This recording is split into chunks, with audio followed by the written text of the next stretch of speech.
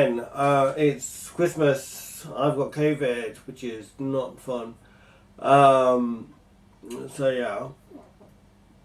I don't know.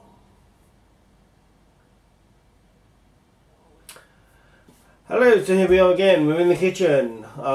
It's Christmas. I've got COVID. Yay, good times.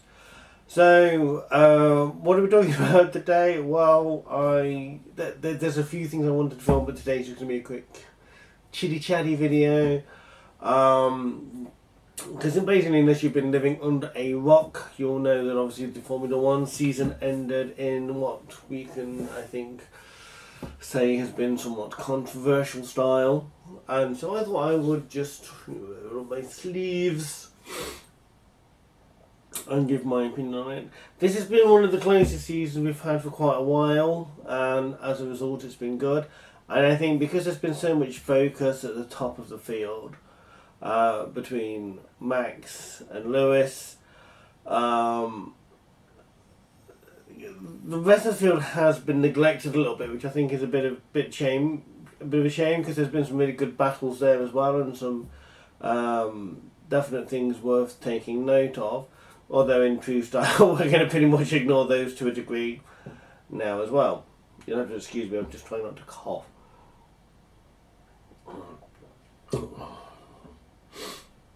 So,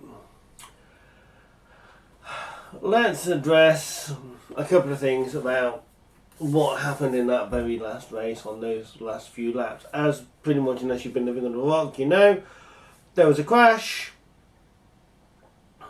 Hamilton was ahead. Verstappen stopped for tyres. And there's been a lot of debate, well, Mike, Lewis should have stopped for tyres and blah, blah, blah. So they've only got themselves to blame for that and all that sort of stuff. But the thing is, what it comes down to really is how you interpret the rules, or what you feel the interpretation of the rules should be. Now, really what should have happened is, in my opinion anyway, one of three things. Now, after the crash, the race could have just finished behind the safety car, which I can understand nobody wanting, and to be fair, I'm pretty much in agreement with that. That's not an issue. So, that leaves us with a couple of options. I mean, the thing is, they could have red flagged the race. If they'd have red flagged the race, everyone would have had the same opportunities, everything kind of gets reset, and it's a fair fight to the end. Now, you can criticise Mercedes for not pitting, but with so few laps to go, it's highly likely that there was the potential to finish behind the safety car with that. And you can argue that that's the risk you take. However, the rules stipulate that if you are going to let lapped cars through, all lapped cars have to be through and round to the back of the pack before the safety car peels away. Now, had that happened, which obviously it didn't, they would have finished behind the safety car, which we've already agreed we didn't really want to see, which is fair enough. So, that leaves us with the other option, obviously, as they hadn't red flagged the race, and that is for everyone to stay exactly where they are, and the race starts again.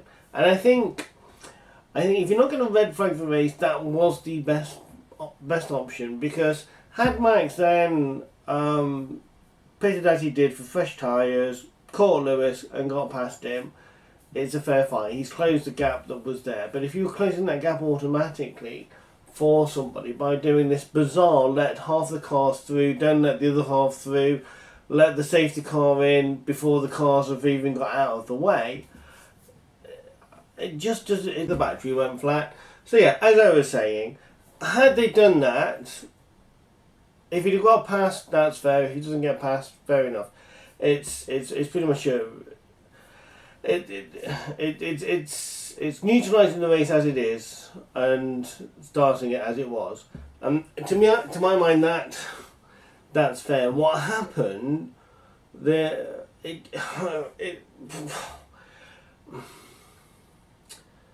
And the fact of the matter is that, and don't get me wrong, this isn't just Red Bull here as well. This is Mercedes as well. Both of them had made calls to the race director With the fact that Red Bull had made this call to the race director saying, look, we just need that one lap, blah blah blah.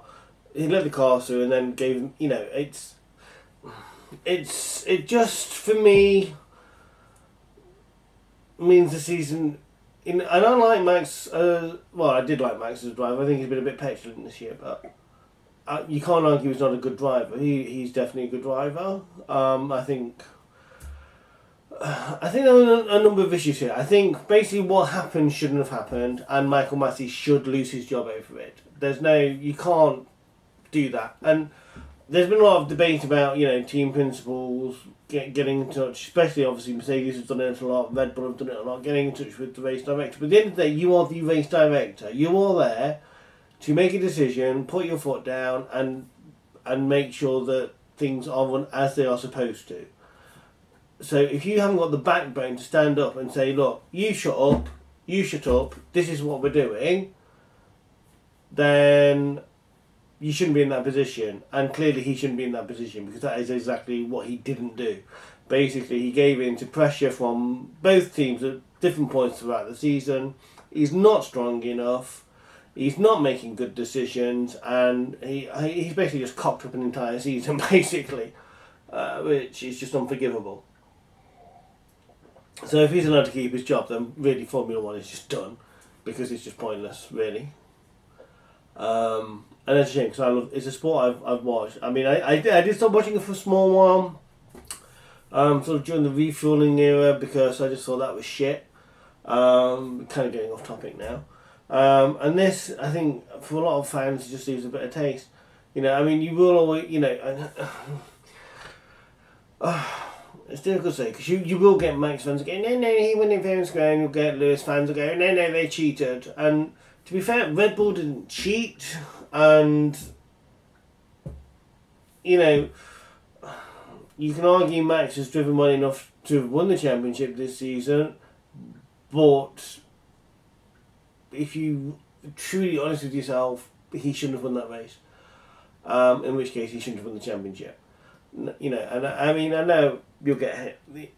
I know there'll be people out there that are, the trouble with people that are fans are you get sort of 2 or 3 different breeds of fans. You get ones that are fans of the sport, fans of a team, fans of a driver, fans that are fans of 1 or 2 drivers, or have a few favourites, or can appreciate different drivers on the grid but will have their favourites. And then you have the fanatical fans, the fans that will not look at the bigger picture. It does not matter what has happened. If it's in their guy's favour, there is no argument about it. If it's against them, then everything is against them. And they are the fans you'll often find on social media. Excuse me. But yeah, no, I mean, at the end of the day, what was Max a deserving champion? He'd done very well throughout the season. Was he deserving champion this particular season? I don't know if I could say he was. Don't get me wrong, he's driven some fantastic races. He really has, and can't take that away from it. But whether he was quite ready, quite there yet, to be classed as a true deserving champion, I don't know. But the thing is I don't, because of how it happened, had the cars all stayed where they were, and he'd have caught Lewis and got past him, yeah, without a doubt. But the way it happened, I don't know. I wouldn't want to say yes or no, to be honest. I know that's kind of being a bit on the fence, but what happened was just shameful. And I mean, I know, and the thing is, I mean, Mercedes obviously filed a protest, I was thinking that, and then they were going to file further protests, and then stopped. And I think, I mean, I could be wrong, I think part of the reason for them stopping is because it's not a way to win a championship doing it that way. And that's kind of how I see Max winning the championship. That's the trouble this season. But yeah,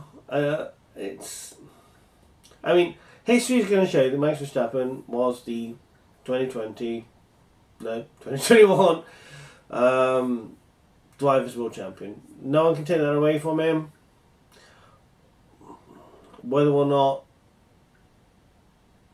it leaves a bit of a bad taste in your mouth, well, I think if it was me, I would.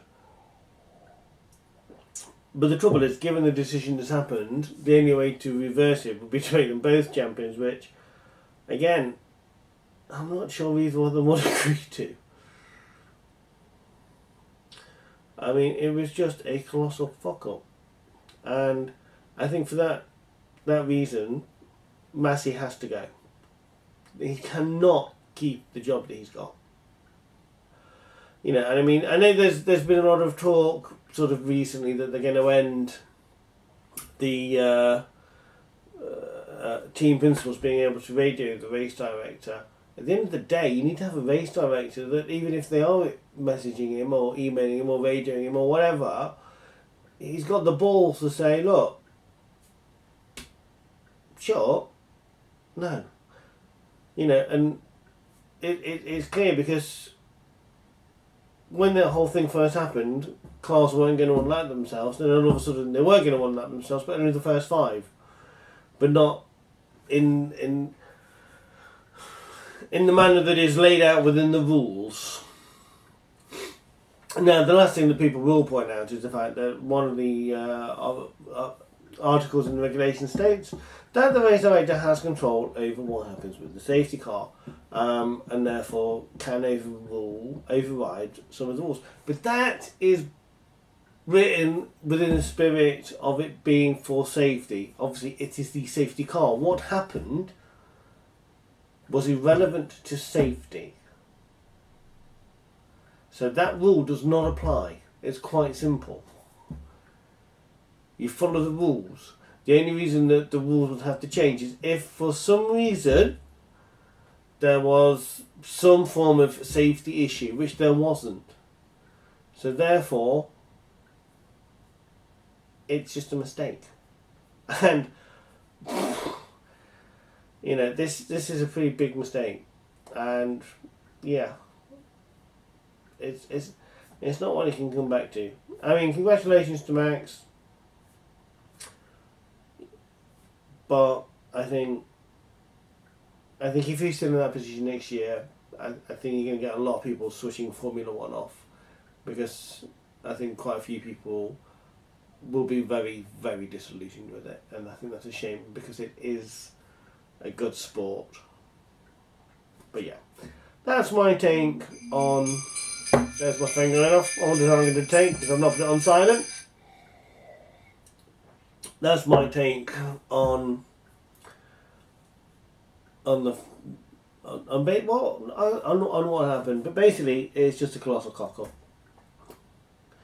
And we will never really truly know who would have won the race had there not been basically what is outside influence. And I think that's sad. But never mind. I've got a few more videos planned, so please do come back, and I'll talk to you next time. Jet plane headed up to the sky, spread wings and the clouds getting